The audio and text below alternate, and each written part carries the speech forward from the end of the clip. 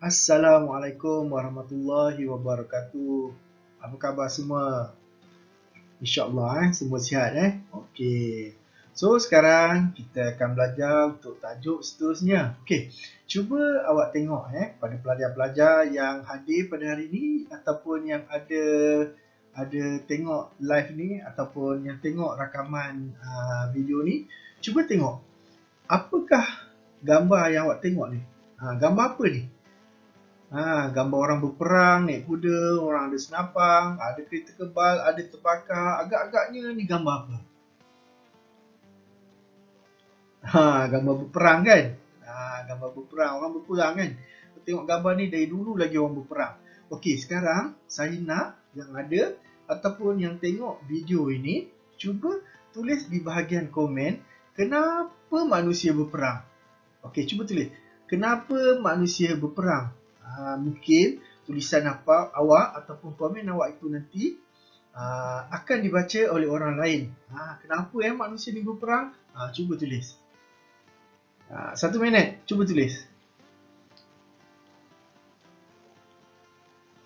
Tulis, jangan tak tulis Kenapa manusia berperang daripada zaman dulu, zaman perang Badar, zaman Nabi Muhammad dulu zaman perang dunia pertama, perang dunia kedua, dekat Palestin kan, pun berperang kan, orang Islam berperang dengan Israel tu berperang juga. Kenapa ini orang berperang? Okey, dah tulis dah? Okey, alhamdulillah. Okey, kepada siapa yang dah tulis, insya-Allah baguslah. Tulisan awak akan dibaca oleh orang lain. Kenapa manusia tu berperang? Okey, hari ini kita akan kaitkan tentang peperangan dengan tajuk kita pada hari ini. Kebanyakan orang berperang mempertahankan negara, mempertahankan tanah negara dia, mempertahankan ruang udara negara dia, ataupun dia ingin meluaskan empire dia, meluaskan tanah jajahan dia. Sebab tu mereka berperang. Bila berperang ni berlaku pertumpahan darah. Ada juga yang berperang kerana mempertahankan agama. Tak kisahlah agama apa pun, tapi orang yang berperang mempertahankan agama Islam ataupun negara Islam, ia juga dipanggil jihad. Okey, jihad. Tajuk kita pada hari ini adalah jihad dalam Islam. Okey, jom. Kalau boleh, siapa yang ada buku teks, cuba keluarkan buku teks awak, muka surat 63, kerana kita akan sama-sama baca hadis. Baca hadis sama-sama. Awak akan ikut bacaan saya dulu. Okey, semua tengok buku teks semua orang. Okey.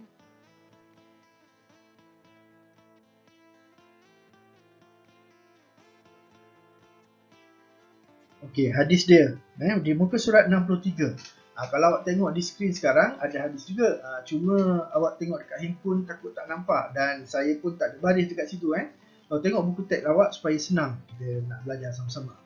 Saya baca dulu An Abdullah ibn Mas'ud radhiyallahu anhu qala Sa'altu Nabiyya sallallahu alaihi wasallam ayyul amali ahabbu ila Allah?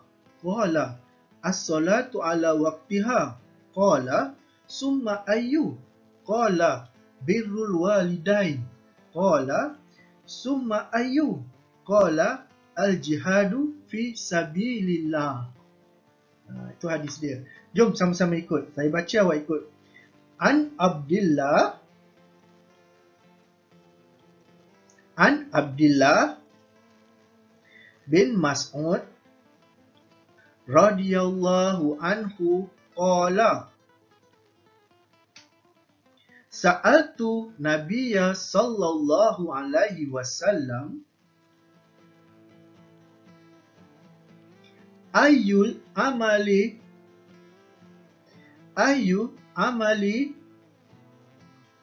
ahabbu ilallah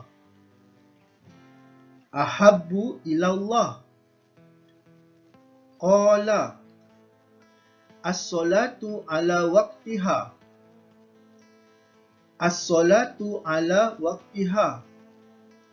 Qala summa ayyu? Summa ayyu. Ikut Qala birrul walidain. Sebut betul-betul. Birru walidain. Good.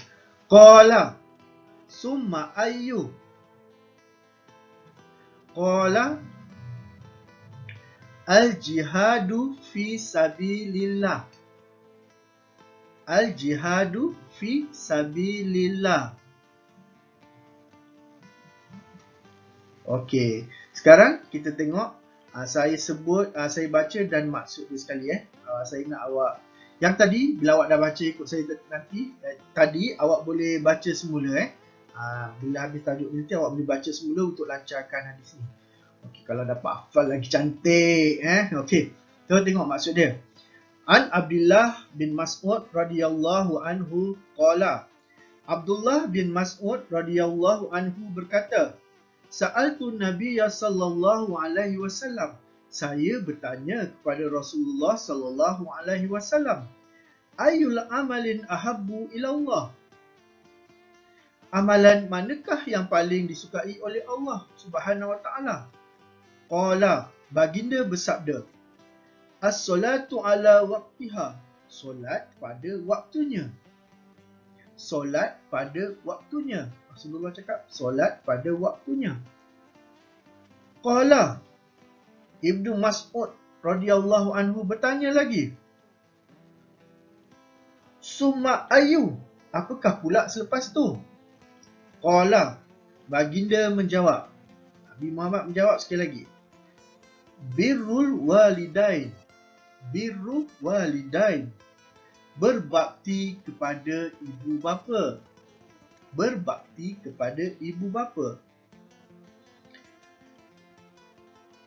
Qala, bertanya lagi. Ibnu Mas'ud bertanya lagi. Summa ayu, apakah pula selepas itu? Qala, baginda menjawab. Nabi Muhammad menjawab lagi. Al-jihadu fi sabilillah. Al-jihadu fi sabilillah. Yang bermaksud berjihad di jalan Allah Subhanahu wa taala. Berjihad di jalan Allah Subhanahu wa taala. Muttafaqun alaih. Okey. Hadis ni disepakati oleh semua riwayat hadis. Alright, boleh dapat hadis ni nanti boleh baca semula untuk lancarkan dia. So kita tengok apa dia intipati kita, apa dia intipati tajuk kita pada hari ini Okey.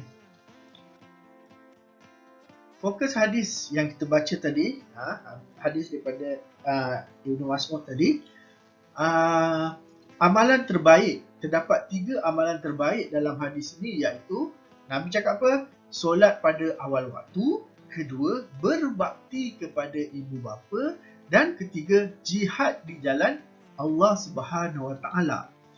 Rasulullah sallallahu alaihi wasallam menyatakan bahawa 3 amalan di dalam hadis tersebut merupakan amalan yang paling disukai oleh Allah. Amalan yang mana? Yang 3 tadi tu. Yang kat sebelah ni. Kan? Solat merupakan ibadah. Solat pada awal waktu tadi kan. Kerana apa? Solat merupakan ibadah yang menghubungkan hamba dengan Allah. Kita sebagai hamba, Allah sebagai pencipta. Itu dia perbezaan kita dengan pencipta, iaitu kita kena beribadah, mengabdikan diri kita kepada Allah. Salah satu daripadanya adalah solat. Yang seterusnya, ibu bapa merupakan orang yang paling penting dalam hidup manusia dan perlu dihormati dan disayangi. Ibu dan ayah kita sangat penting kepada kita. Bagi yang ada mak saja, mak tu paling penting. Kalau ayah dia dah meninggal dunia, ayah pun penting dan kita kena membalas jasa diorang. Kalau kita tak dapat balas sekarang pun. So kita perlu hormati mereka, kan? Dan kita perlu sayang kepada mereka. Penting tu untuk ibu bapa ni, jangan main-main. Kemudian jihad pula merupakan amalan yang mulia untuk memastikan maruah umat Islam terpelihara. Jihad ni tadi ibadah kan, ibu bapa antara kita dengan manusia. Jihad ni adalah tanggungjawab kita sebagai khalifah di muka bumi ini, di mana kita kena pastikan maruah umat Islam, agama Islam itu sendiri terpelihara. Okey, boleh faham? apa kehendak hadis yang kita belajar tadi. Apa fokus dia? Kat situ ada 3 kan? Kena solat 5 waktu. Dekat situ dia beritahu bahawa ada 3 amalan terbaik, iaitu solat pada waktu, awal waktu, kemudian bakti pada ibu bapa, kemudian berjihad di jalan Allah. 3 ni kena ingat sampai habis tadi ni. Okey semua Alright. Kemudian kita lihat apakah yang dimaksudkan dengan jihad. Okey, jihad daripada segi bahasa ialah mengorbankan diri di jalan Allah Subhanahu Wa Taala. Jihad daripada segi bahasa ialah mengorbankan diri di jalan Allah Subhanahu Wa Taala. Maksud jihad daripada segi istilah ialah menggunakan seluruh kemampuan yang dimiliki untuk menegakkan agama Islam dan mempertahankannya. Daripada segi istilah, menggunakan seluruh kemampuan yang ada yang dimiliki untuk menegakkan agama Islam dan mempertahankannya. Apa yang kita miliki, apa kemampuan kita? Kita ada tenaga, kita ada senjata. Kalau negara kita macam mana? Kita ada ketenteraan. So kita gunakan semua tu, gunakan kekuatan yang kita ada, kekuatan dari segi mental, fizikal, untuk menegakkan Islam ataupun kita nak mempertahankan Islam itu sendiri. Itu adalah maksud pengertian jihad. So dia lebih kepada Islam. Kalau kita mempertahankan negara, kerana kita mempertahankan negara kita sebuah negara Islam yang mengamalkan hukum Islam apa semua, so itu adalah jihad. Okey, apakah hukum jihad? Hukum jihad, macam dah tahu dah kan hukum jihad apa? Kan benda tanggungjawab kan? Tanggungjawab kita sebagai khalifah kan? So tanggungjawab dia. Okey, hukum jihad kita bagi pada 2, fardu ain dan fardu kifayah. Daripada konteks fardu ain dan fardu kifayah. Okey, kita tengok fardu ain. Setiap orang Islam, siapa orang Islam ni? Kita, awak, ustaz, kawan awak, mak awak, wajib berjihad mempertahankan negara apabila musuh menyerang negara Islam atau menjajah sebahagian daripada negara Islam. Wajib. Contoh, kalau negara kita, Malaysia, kita sebuah negara Islam, diserang, kita semua wajib. Awak, mak awak semua kena. Makcik kantin ke, pakcik yang kerja jual burger tu ke, semua kenalah. Orang yang buka kedai sebelah rumah awak semua kena. Sebab orang Islam kena wajib mempertahankan negara kita. Mempertahankan negara kita apabila kita diserang oleh musuh. Okey.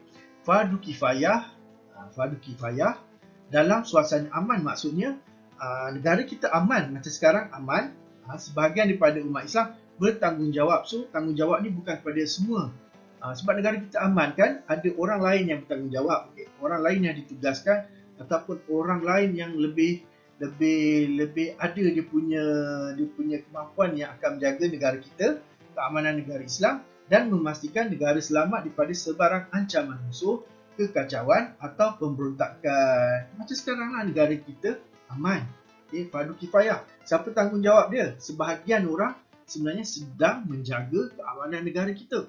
Polis dan askar. Askar menjaga sempadan negara, tentera laut menjaga persempadanan perairan negara kita daripada ancaman musuh, tentera udara menjaga ruang angkasa udara kita, ruang udara negara kita supaya tak diceroboh. Kalau ada kapal terbang ceroboh, kita terus pergi halau dia, sampai dia ni. So kita kena jaga. So kita masih aman, kita boleh lagi duduk kat rumah, okey? Tak perlu lagi kita nak jaga negara kita sebab ada orang lain yang lebih berkemampuan seperti askar dan polis. Okey, alright. Boleh faham apa maksud hukum jihad ni? Bukan apa maksud hukum jihad. Hukum jihad ni apa? Adalah wajib. Bila dah jadi fardu adalah wajib lah. Okey, dapat semua? Alright, kita terus. Jenis-jenis jihad. Selain daripada jihad menentang musuh yang bersenjata, terdapat beberapa jenis jihad yang lain, iaitu jihad ilmu, jihad ekonomi, jihad kemasyarakatan dan jihad politik. Jihad ilmu, jihad ekonomi, jihad kemasyarakatan dan jihad politik. Kita tengok satu persatu apa dia jihad ilmu. Jihad ilmu, contoh dia ialah belajar dengan bersungguh-sungguh. Sebagai seorang pelajar awak kan, belajar sungguh-sungguh. Hari ni awak belajar Semalam awak belajar, kelas online awak pergi belajar sungguh-sungguh. Mak ayah kan bagi handphone, beli data, bukan suruh main game, bukan suruh main PUBG, suruh belajar, masuk kelas belajar. So, belajar dengan bersungguh-sungguh, dia satu jihad. Okey, dia jihad ilmu. Kemudian mendirikan sekolah dan institusi pendidikan, ada orang yang membina sekolah, ada orang yang menderma duit untuk pembinaan sekolah, pembinaan pusat tahfiz atau apa-apa institusi pendidikan, dia kira jihad ilmu. Yang ketiga, menyediakan kemudahan pendidikan seperti buku bacaan dan alat tulis. Mak ayah kita kan, waktu sekolah dia dah habis. So, dia menyediakan kemudahan pada awak, pada anak dia yang disayangi, iaitu awak, tak kira lelaki ke perempuan. Dia beli handphone. Kalau tak bagi handphone pun, dia bagi pinjam handphone dia. So, dia telah jihad. Jihad ilmu. Dia menyediakan kemudahan pendidikan pada awak. Dia beli buku untuk awak. Dia beli baju sekolah. Beli alat tulis. Itu adalah satu jihad. Satu jihad, satu tanggungjawab dia yang dia telah lakukan pada awak. Dan awak sebagai pelajar, lakukan tanggungjawab awak sebagai pelajar dengan belajar dengan sungguh-sungguh yang ke atas tadi tu. Okey. Seterusnya, melahirkan cendekiawan dan ilmuwan yang berkemahiran tinggi. Awak masuk kelas online, awak masuk kelas bersemuka di sekolah, cikgu awak, ustaz sekarang ni pun cuba melahirkan cendekiawan dan ilmuwan yang berkemahiran tinggi. Ilmuwan yang berkemahiran tinggi supaya awak pandai dalam satu-satu bidang. Contoh, awak belajar matematik, apa yang cikgu tu buat, dia ajar awak supaya awak faham. Awak pandai matematik, awak sambung belajar kat universiti, belajar dalam bidang matematik ataupun dalam bidang apa pun, supaya awak jadi orang yang berguna. Itu jihad dia cikgu tadi. Okay? Dia melahirkan cendekiawan. Ayah awak ngajar awak ngaji petang-petang, malam-malam, dia nak awak pandai. Mak awak ajar awak tentang kehidupan, ilmu juga, basuh pinggan macam mana, itu pun satu jihad. Okay? Dan seterusnya, jihad ekonomi. Contohnya mengeluarkan produk yang halal. Okay? Jihad mengeluarkan produk yang halal. Contoh keperluan orang ramai umat Islam. Contoh nak goreng mi, nak buat fish cake. Fish cake ke fish ball, kan? Susah nak jumpa yang buatan Muslim, kan? So, satu jihad jika awak dapat mengeluarkan benda macam tu. Okay? Produk yang macam tu, yang halal, yang boleh digunakan oleh orang Islam. Awak buatlah apa pun, besok dah besar, awak nak kerja bisnes, buat keluarkan produk yang halal lah, yang boleh digunakan oleh masyarakat Islam. Itu satu jihad. Kedua, mengeluarkan reka cipta baru yang dapat memenuhi pasaran antarabangsa sama gad dengan atas, tapi dia mungkin daripada benda lain. Awak cipta kereta ke, cipta senjata, kan, nak berperang, kan, mana tahu nak pertahankan Islam. Cipta ubat, vaksin pun boleh. Itu adalah sesuatu yang boleh diguna pakai balik oleh orang Islam. Seterusnya, jihad kemasyarakatan, menyatu padukan umat Islam, mendamaikan kumpulan dan etnik yang bertelagah dengan pendekatan yang sesuai dan harmoni. Contoh, awak kan ada kawan dalam kelas, sekali bergaduh, kan, awak pun datang, jangan bergaduh, tak baik bergaduh. So, awak dapat meleraikan pergaduhan, diorang pun baik, diorang shake hand, diorang kawan, kan. So, awak telah menyatu padukan umat Islam. Mendamaikan kumpulan dan etnik yang bertelagah. Ada berlaku pertelagahan antara kaum ke dua kumpulan yang besar, kita jadi orang tengah, kita dapat menyelesaikan masalah tu. Itu adalah jihad kemasyarakatan. Awak jadi ketua kampung, awak jadi datang kuasa dekat masjid ke surau kat kampung, kata ada isu tentang orang buang sampah merata-rata, lepas tu blok ni bergaduh dengan blok ni. Awak dapat menyelesaikan, sama-sama berfikir macam mana nak selesaikan supaya orang blok kita tak bergaduh pasal sampah, berebut lift ke, kan, berebut gardenia ke, berebut apa ke semua. So, kita dapat mendamaikan dia. Dengan kuasa yang awak ada, awak datang kuasa masjid ke, kampung ke, awak boleh gunakan kuasa tu supaya penduduk ataupun penghuni tak berebut, okey. ikut apa yang perlu diikut, tetapkan peraturan. Nampak tak dekat situ? Okey, harap faham jihad kemasyarakatan ni dia lebih pada mendamaikan, menyatukan perpaduan daripada bergaduh tak bergaduh. Okey. Right, seterusnya. Jihad politik yang lebih besar, jihad politik di mana kita kalau awak dilantik satu hari jadi menteri ke, jadi apa-apa pun dapat mentadbir negara dengan amanah dan adil. Awak berusaha ke arah tu, nak beri keadilan, okey, lakukan tanggungjawab dengan amanah. So itu adalah salah satu jihad politik. Awak melaksanakan hukum Islam. Okey, negara kita yang aman ni, okey, yang aman ni kita payungi dia. Dengan hukum-hukum Islam, apa yang Allah suruh. Okay, so benda tu adalah jihad. So bila awak memperjuangkan Islam, nak letakkan Islam kat dalam negara kita, cuma peraturan ke atau apa-apa yang boleh kita budayakan dalam kehidupan kita daripada Islam tu adalah satu jihad. Contoh, awak jadi menteri apa menteri apa best? Menteri penerangan lah kan? Menteri multimedia ke apa kan? So awak banyakkan ya, awak ada kuasa, awak menteri, awak banyakkan program-program agama dalam TV. Tak adalah program hiburan semata-mata kan. Contoh kalau awak lah, sekarang kita tak ada kuasa kan, cuma kita boleh berdoa je lah supaya negara kita banyak lagi benda-benda yang yalah pengaruh-pengaruh kan Islam, elemen-elemen Islam dalam pendidikan ke, dalam hiburan ke, semua ada benda tu. Semuanya ada Islam. Kat situ. Senang cerita. Boleh dapat? So, ada 4 jenis-jenis jihad tadi kan. Pertama sekali adalah jihad apa kelas? Jihad apa? Jihad ilmu. Belajar. Kemudian jihad jihad apa? Kemasyarakatan. Satu, jihad ekonomi. And then jihad politik. Alright. Tulis, catat kat buku nota. Nanti cikgu awak nak check. Okay, seterusnya kelebihan berjihad di jalan Allah. Mestilah ada kelebihan dia bila kita berjihad. Jihad yang tadi ataupun jihad yang besar tadi, jihad berperang, jihad di jalan Allah, mempertahankan agama apa semua. Pertama sekali kita akan mendapat keampunan daripada Allah Subhanahu Wa Taala. Allah akan ampunkan dosa kita bila kita berdoa kan. Senang. Sebab apa? Kita dah dekat diri kita dengan Allah. Allah suka sebab kita buat benda yang Allah suka. So Allah suka kat kita. Kita minta apa pun kita akan dapat. Minta ampun pun Allah senang bagi. Kita akan mendapat darjat yang tinggi di sisi Allah SWT. Allah akan letakkan kita, naikkan darjat kita bersama-sama orang yang beriman, para syuhada, para rasul, okay?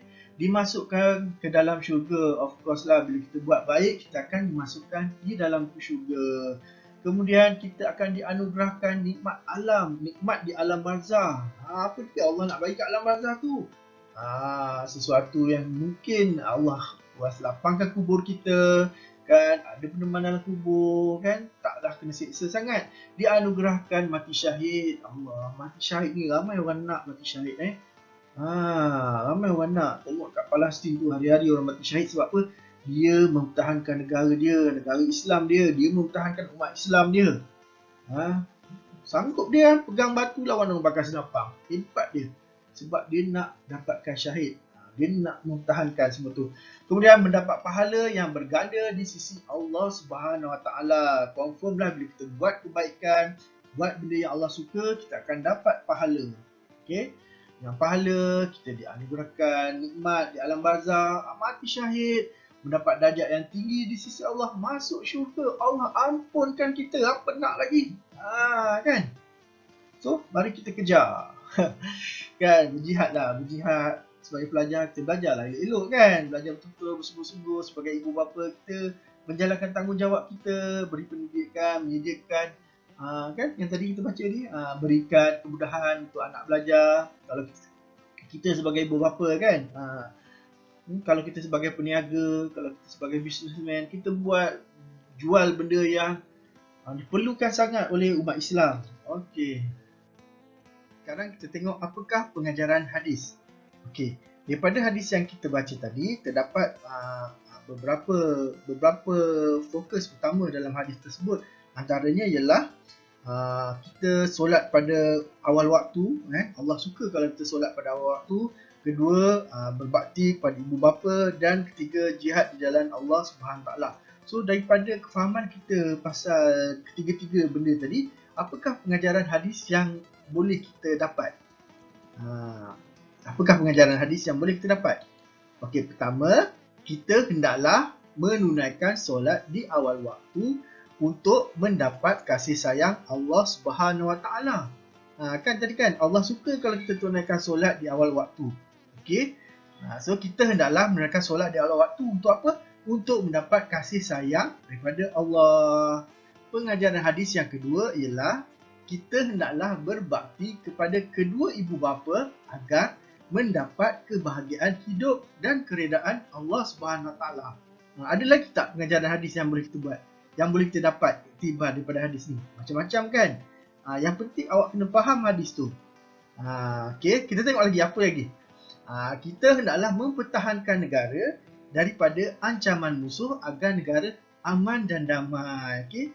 Hendaklah mempertahankan negara dari ancaman musuh. Sebab apa? Supaya negara kita aman dan damai, kan?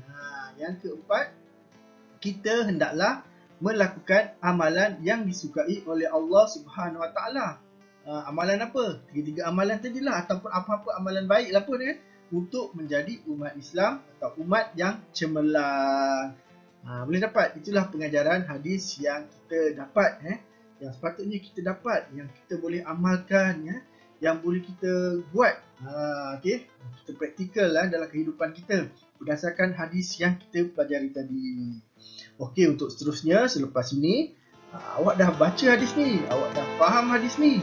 Alangkah baiknya kalau pelajar-pelajar dapat hafaz hadis ni. Hafaz kan? Bila hafaz, senang awak ingat, sentiasa ingat dan awak boleh amalkan. Hafal hadis, terbaiklah. Hadis kan, apa yang dikatakan oleh Rasulullah, kita dapat hafaz lagi. Alhamdulillah lah. Kalau kita dapat amalkan lagi bagus. Okay? So, insyaAllah kita jumpa lagi. Assalamualaikum warahmatullahi wabarakatuh. Bye.